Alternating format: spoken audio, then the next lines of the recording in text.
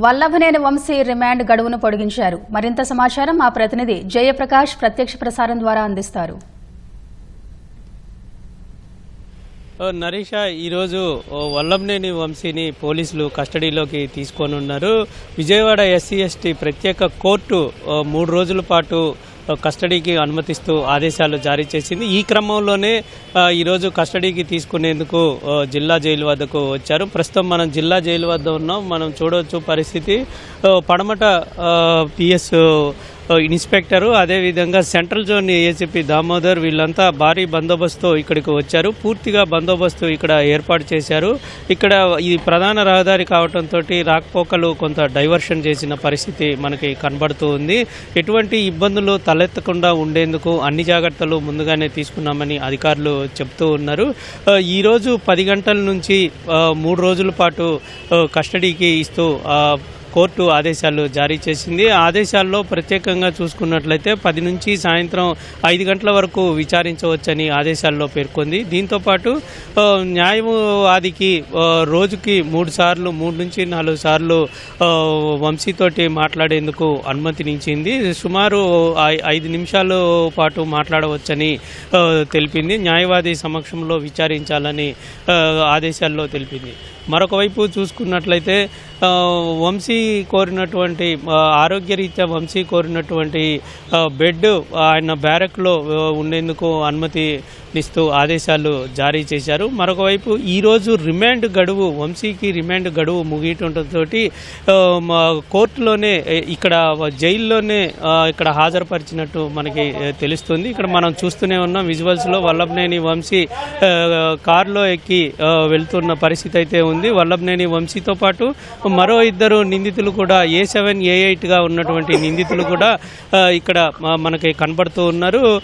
వాళ్ళని కూడా తీసుకొని వెళ్తారు. ఇక్కడ నుంచి ఆసుపత్రికి GGHకి తీసుకువెళ్ళి GGHలో వైద్య పరీక్షలు చేసిన అనంతరం అక్కడ నుంచి పోలీస్ స్టేషన్కు తీసుకువెళ్ళి అక్కడ విచారిస్తారు. అయితే ఎక్కడ విచారిస్తారు అనేటువంటిది ఇంకా పూర్తిగా తెలియరాలేదు. అయినా సరే ఇక్కడ ఆదేశాల్లో ఉన్నదాని ప్రకారం అయితే ఎక్కడ విచారిస్తారు అనేది కూడా బంధువులకి ముందుగానే సమాచారము ఇవ్వాలి అనేటువంటిది చెప్తూ ఉన్నారు. విజయవాడ పరిధిలోనే వంశీని విచారించాలని ఇప్పటికే ఆదేశాల్లో పేర్కొన్న పరిస్థితి అయితే ఉంది. అందుకోసమే ఎక్కడ చాలా అంటే కొంత కన్వీనియంట్గా వాళ్ళకి ఎటువంటి ఇబ్బందులు తలెత్తకుండా ఉండే పోలీస్ స్టేషన్లో పెట్టి విచారణ చేపడతారనేటువంటి తెలుస్తుంది. ఎందుకంటే 3 నిందితులు ఉండటంతో ఈ 3ని వేరువేరుగా విచారణ జరపటం, వీళ్ళకు ఉన్నటువంటి ఆధారాలని అదేవిధంగా వాళ్ళు చెబుతున్నటువంటి విషయాలన్నిటినీ పోల్చి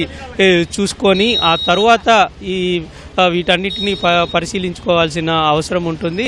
ఇప్పటికే పోలీసులు చెప్పిన దాని ప్రకారంగా దీంట్లో సమాచారంలో చాలా విషయాలు తెలియాలనేటువంటిది చెప్తూ ఉన్నారు. ఈ సమాచారంలో ఇంకా ముఖ్యంగా సెల్ ఫోన్ వంశీ వినియోగించినటువంటి సెల్ ఫోను ఎక్కడ దాచాడు అనే విషయాన్ని రాబట్టాలి. దాన్ని ఫోరెన్సిక్ ల్యాబ్లో ఇచ్చి దానికి ఫోరెన్సిక్ సంబంధించి పరీక్షలు చేయించాలని పోలీసులు చెప్తూ ఉన్నారు. అదేవిధంగా వంశీ వినియోగించిన కారు, వాళ్ళ అనుచరులు వినియోగించిన కారు, ఈ సత్యవర్ధన్ కిడ్నాప్ చేసే 2 రోజుల ముందు ఎక్కడెక్కడ తిరిగారు, ఎవరెవరితో మాట్లాడారు అనే విషయాలను కూడా పూర్తిగా రాబట్టాల్సిన అవసరం ఉందని పోలీసులు తెలిపారు.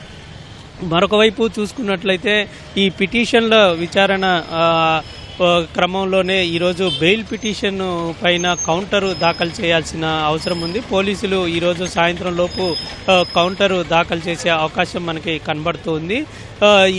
ఇదే కేసులో చూసుకున్నట్లయితే ఇంకొక మరికొంతమంది నిందితులు కూడా అరెస్ట్ అయి ఉన్నారు. తర్వాత వారిని కూడా కస్టడీలోకి తీసుకునే అవకాశం అయితే మనకి కనబడుతుంది. ఈరోజు రిమాండ్ గడువు ముగియటంతో జైల్లోనే వీడియో కాన్ఫరెన్స్ ద్వారా కోర్టులో హాజరుపరచటము, రిమాండ్ పొడిగించటం కూడా జరిగింది. ఇప్పుడు ఇదంతా అయిపోయిన తర్వాతే వంశీని బయటికి తీసుకువచ్చి ఇప్పుడు హాస్పిటల్కి తీసుకువెళ్లారు. ఆ తర్వాత విచారణ ప్రారంభమవుతుంది. 3 రోజుల పాటు ఈ విచారణ జరుగుతూ ఉంది. ఇందులో రాబడుతున్నటువంటి కీలక విషయాలు ఆధారంగా మరింత బలోపేతంగా ఈ కేసు ఉండబోతుందని చెప్తూ ఉన్నారు. ఎందుకంటే ఛార్జ్ షీట్లో కూడా పూర్తి స్థాయి విచారణ సంబంధించిన విషయాలన్నింటినీ రాబట్టాల్సిన అవసరం ఉంటుంది. ఛార్జ్ షీట్లో పొందుపరచాల్సిన అవసరం ఉన్న నేపథ్యంలో దాంట్లో పొందుపరిచేందుకు పూర్తి విషయాలు రాబడతారు. ఇంకొక విషయం చూసుకున్నట్లయితే ఇటు వంశీకి సంబంధించి ప్రభుత్వం సిట్ ఏర్పాటు చేయటము, సిట్లో నలుగురు అధికారుల్ని ఇప్పుడు ప్రస్తుతం ఏలూరు డిఐజీగా ఉన్నటువంటి అశోక్ కుమార్ని హెడ్గా నియమిస్తూ ఆయన ఆధ్వర్యంలో నలుగురిని నియమించారు. ఈ నలుగురు సిట్టు ఏర్పడిన తర్వాత పూర్తి స్థాయిలో అటు కృష్ణా జిల్లా అదేవిధంగా ఇతర ప్రాంతాల్లో ఎక్కడెక్కడ వంశీ సంబంధించిన అరాచకాలు, ఎందుకంటే ఇటీవల మనం చూసాము చాలామంది బాధితులు ఒక్కొక్కరుగా బయటికి రావటం జరుగుతూ ఉంది. వచ్చి తమ యొక్క ఆవేదన వ్యక్తం చేస్తూ ఉన్నారు. తమ ల్యాండ్ కబ్జా చేశారని, అదేవిధంగా తమకు ఏదో కొంత లబ్ధి చేకూరుస్తామని నగదు తీసుకొని తర్వాత ఇవ్వట్లేదు అని, ఇలా రకరకాల ఫిర్యాదులు వెలుగులోకి వచ్చిన నేపథ్యంలో పూర్తి స్థాయి వంశీ అరాచకాలపైన పూర్తి స్థాయి నివేదిక ఇవ్వటం కోసం సిట్ని ఏర్పాటు చేశారు. అయితే తాజాగా ఈరోజు గన్నవరం వీరవల్లి పరిధిలో పోలీస్ స్టేషన్ల పరిధిలో 2 కేసులు నమోదు చేశారు ల్యాండ్ కబ్జాకి సంబంధించి. ఈ భూ కబ్జాలు చూసుకున్నట్లయితే ఎక్కువగానే ఉన్నాయని మనకి తెలుస్తూ ఉంది. చాలామంది ఇప్పుడు వచ్చినటువంటి బాధితులలో చాలామంది భూ కబ్జాలకు సంబంధించిన వాళ్ళే ఎక్కువ మంది కనబడుతూ ఉన్నారు.